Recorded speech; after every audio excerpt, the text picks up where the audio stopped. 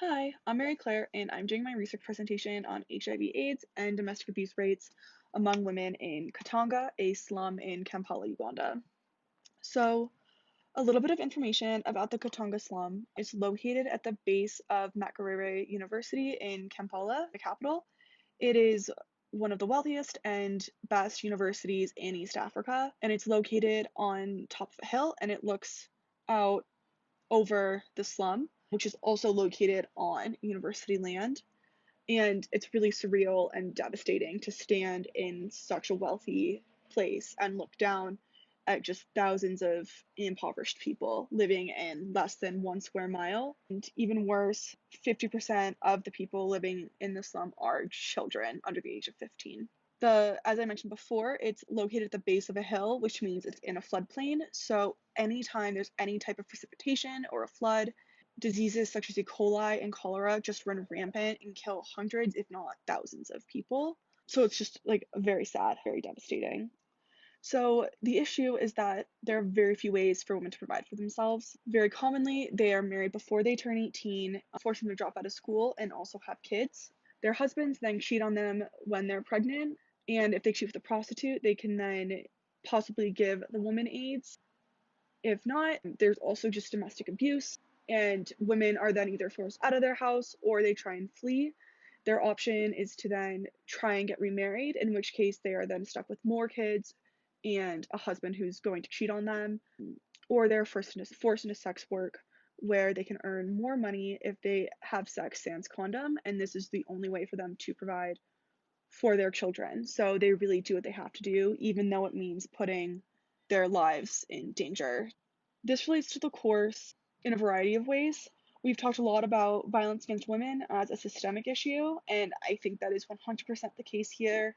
From the slum being owned by a wealthy university to women just being so severely disenfranchised from birth, there's just so many issues happening in just 1 mile that we've talked about in this quarter, especially in the unit about gendered violence outside of civil war. So there are 400,000 diagnosed cases of HIV and AIDS in Uganda. Most of those are women, and only 45% of people aged 15 to 24 know how to practice safe sex. In 2016, 22% of women ages 15 to 49 reported domestic abuse. This totals up to nearly 1 million women. Unfortunately, it's very difficult to count all of the people and all the cases of abuse, especially in the more rural areas. So while 1 million is a big number, it also is most likely very small in comparison to the actual number of women that are facing abuse in their marriages. Additionally, 46% of Uganda's population is under the age of 15, which is a lot of children. It has an incredibly young population, and that means that these issues are most likely only going to get worse in the next 15 to 20 years as these children turn into adults. And so my plan for research is to just ask questions, review my interview notes from when I was able to visit the slum. And so some of the questions I have are like, what are the NGOs doing? And right now, there are a variety of them doing different things. For example, one is called Thread of Life, and its goal is to create a community of women that are all in a similar situation and allow them to create clothes or jewelry or art and sell that to lift themselves and their children out of poverty. In terms of government policies, that's something I need to look into a little bit more, but 34% of Uganda's parliament is women.